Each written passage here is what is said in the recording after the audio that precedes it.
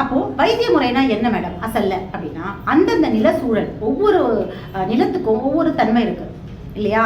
அந்தந்த நில சூழல், அந்தந்த கிடைக்கிற பொருட்களை வச்சு, அந்த இயற்கையாக கிடைக்கிற ஒவ்வொரு பொருளை வச்சு அந்த மக்களுடைய உடல் சூழலுக்கு ஏற்ற மாதிரி, தட்பவெப்ப நிலைக்கு ஏற்ற மாதிரி, அந்த மக்களுடைய உடல் உழைப்புக்கு ஏற்ற மாதிரி மருந்துகள் வந்து கிடைச்சிட்டு இருந்தது. இப்போ இல்லையா, இப்போ தமிழ்நாடு அப்படின்னு பார்த்தா நம்மளுடைய பழங்களே வந்து மாப்பலா, வாழை, இது 3 தானே முக்கியமான பிரதானமான பழங்கள். நம்ம சாப்பிட வேண்டியது இந்த 3 தான் பிரதானமான பழங்கள்.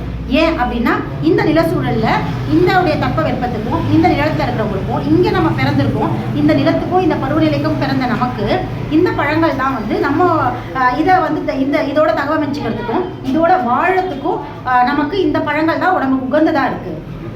அதனால தான் இந்த நிலத்தில் இந்த பழங்கள் விளையுது.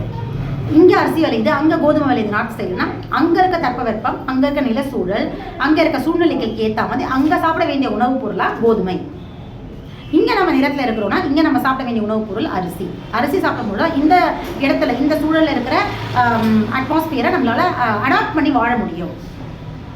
ஸோ ஒரு பிரபஞ்சத்தோட கட்டமைப்பு என்னென்னா, அந்தந்த நிலச்சூழலுக்கு ஏற்ற மாதிரியான தாவரங்களையும் சரி, உணவுப் பொருட்களையும் காய்கறிகளையும் கனிகளையும் கொடுக்கறது தான் பிரபஞ்சத்தோடைய இயற்கையோடைய படைப்பு விதி, ஆகம விதி. அதனால அங்கங்கே பேர மனிதன் இப்போ இங்கேருந்து அமெரிக்கா போனோன்னா அங்கே இருக்கிற உணவு சாப்பிட்டு உடம்பு கொஞ்ச நாளைக்கு சிரமப்பட்டாலும் அங்கே கொஞ்ச நாள் வாழும்போது அதுக்கு ஏற்ற மாதிரி மாறத்தன்மை இருக்குது. அப்போ நம்ம இங்கேயே இருக்கோம்னா அப்போ இங்கே இருக்கிற உணவுகள் தான் நம்ம சாப்பிடணும். இதே மாதிரி தான் மருந்துகளும். இங்கே இருக்க தாவரங்கள், இங்கே நிலச்சூழலில் எப்படியான பாதிப்புகள், எப்படியான தொந்தரவுகள் நமக்கு ஏற்படுமோ அதுக்கு ஏற்ற தாவரங்கள் இங்கே அந்தந்த நிலத்தில் கிடைக்கும். அதனால தான் இங்கே சித்த மருத்துவம், அங்கே ஆயுர்வேதம், ரெண்டுத்துக்கும் நிறைய டிஃப்ரென்ஸ் இருக்குது. ரெண்டு ஒரே மாதிரி இருக்காது. இங்கே யூஸ் பண்ணுற இலைகளோ தாவரங்களோ அங்கே ஆயுர்வேதாவில் இருக்காது. அது இந்த நிலை சூழலில் அங்கே கிடைக்கும், அங்கே அந்தோடைய மலைப்பகுதிகளில் கிடைக்கும். இமாலயாஸ் அந்த மாதிரியான மலைகளில் கிடைக்கிற தாவரங்கள் வேறு, இங்கே நம்ம மேற்கு தொடர்ச்சி மலை இங்கே இருக்கிற சுற்றி இருக்கிற மலைகளில் கிடைக்கிற தாவரங்கள் வேறு. ரெண்டுமே அந்தந்த நிலத்தை தோன்ற தாவரங்கள். ஸோ அதை தான் வந்து ஒவ்வொரு தாவரத்தையும் அதோடைய மருத்துவ குணங்கள், அதோடைய தன்மையை வந்து நம்ம மருத்துவர்கள் அறிஞ்சு அதை குறித்து வச்சாங்க. இது எதுக்கெல்லாம் பயன்படும், அதை பயன்பாட்டு முறையில் நோயாளிகளுக்கு கொடுத்து செக் பண்ணி ஆராய்ச்சி செஞ்சு குறிப்பு எழுதி வச்சது தான் அந்த புத்தகம். அதுக்காக அவங்க இதையே அப்படியே தொடர்ந்து பயன்படுத்தணும் அப்படின்னு அவங்க எந்த இடத்துலையுமே ஸ்பெசிஃபை பண்ணல. நீங்கள் எடுத்து சித்த மருத்துவ குறிப்புகளை பாருங்கள். நோயாளி வரான் அப்படின்னா அவனுக்கான நோய், அவனுக்கான பிரச்சனைகள் அந்த நிமிஷம் தான் ஒரு மருத்துவனால் அலசி ஆராயப்படும். அதுக்கப்புறம் தான் மருந்தே தயாரிப்பாங்க. அவன் இருக்க வச்சு தான் மருந்து கொண்டு வருவாங்க, கிடைக்கும். ஒரு மருத்துவ வைத்தியர் இருக்கானா அந்த வைத்தியர் வாழ்ந்த காலங்களில் அவரை சுற்றி வந்து தாவரங்கள், அந்த மருத்துவ குணங்கள் கொண்ட தாவரங்கள் இருக்கும். அப்படியான ஒரு சூழலை தான் வைத்தியர்கள் இருந்தாங்க. அப்போ அவரோட நோயை பரிசீலனை செஞ்சுட்டு போய் என்ன தாவரமோ அதை எடுத்துகிட்டு வந்து உடனே அதை அப்பவே அரைச்சி அதை ஒரு முறை தான் கொடுப்பாங்க, அதிகபட்சம் 3 முறை. மாசக்கணக்கில் எந்த ஒரு மருத்துவ முறையுமே இருந்தது கிடையாது. ஆனால் இன்னைக்கு வாழ்க்கை முழுக்கவுமே மருத்துவமாக மாறிடுச்சு. மருத்துவம் நம்ம வாழ்க்கையோட ஒரு பகுதியாக மாறிடுச்சு. நம்ம உணவு சாப்பிட்ற மாதிரி, உறங்குற மாதிரி மருத்துவமும் நம்மளோட அன்றாட வாழ்வியலில் ஒரு பகுதியாக மாறிடுச்சு. இது சித்த மருத்துவம் தான்.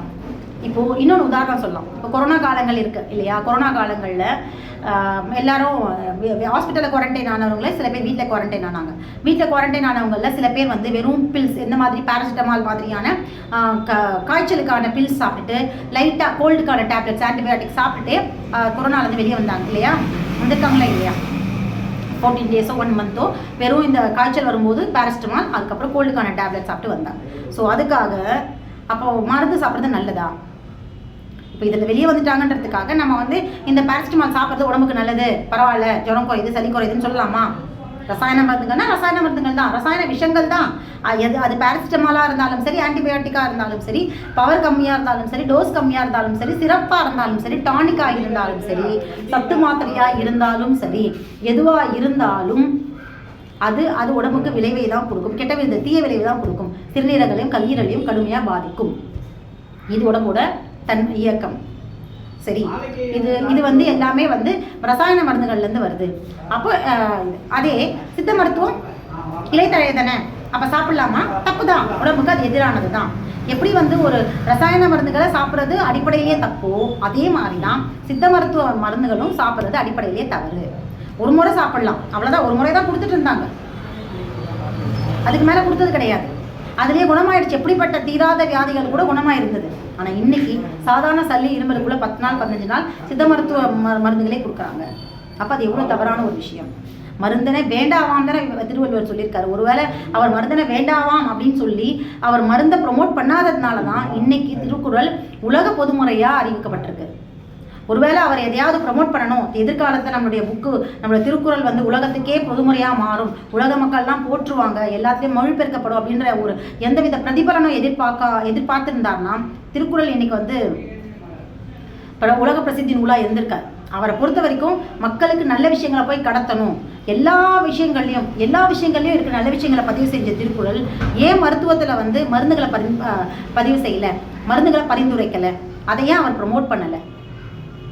எல்லா விஷயத்துல இருக்க நல்ல விஷயங்கள் தானே அவர் எடுத்து பதிவு செஞ்சிருக்காரு. ஒரு நாடி முதற்கொண்டு சொல்லியிருக்காரு. ஆனால் மருந்தை பற்றி ஒரு வார்த்தை கூட எழுதலை. மருந்து வேணான்றார். பசியை பற்றி எழுதுறார். தீங்கிறார். பசியை தீயோட கம்பேர் பண்ணுற திருவள்ளுவர். மருந்தை எதோடையுமே கம்பேர் பண்ணல. மருந்துன்ற வார்த்தையே இல்லை, மருந்துன்னு அடியாயத்தில் மருந்தே வேணாங்கிறார். ஸோ அவர் அந்த மாதிரி நேர்மையோடு இருந்ததுனால தான் இன்னைக்கு திருக்குறள் உலக பொதுமுறையாக இருக்குது. அது பின்னாடி திருவள்ளுவரோட எந்த சுயலாபமும் இல்லை, சுயலாப நோக்கமே இல்லை. நல்ல விஷயங்களை மக்களுக்கு கொண்டு போய் சேர்க்கணும், அவ்வளோதான் அவருடைய எண்ணம்.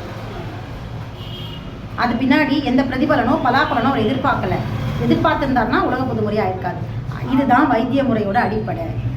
எதையும் நம்ம எதிர்பார்த்தோ பலாபலன் எதிர்பார்த்தோ நம்ம எதை செய்கிறோமோ அது தொழிலாக தான் மாறும், பிஸ்னஸுக்கு செட் ஆகும் இல்லையா? காசை கொடுத்து காசு வாங்குவாங்க. இது பண்டமாற்று முறையில் அப்பத்தந்தே இருந்த ஒரு விஷயம்தான் இல்லையா அடிப்படையா. ஆனால் மருத்துவத்தை எந்த முன்னோர்களும் தொழிலாக செஞ்சதே இல்லை.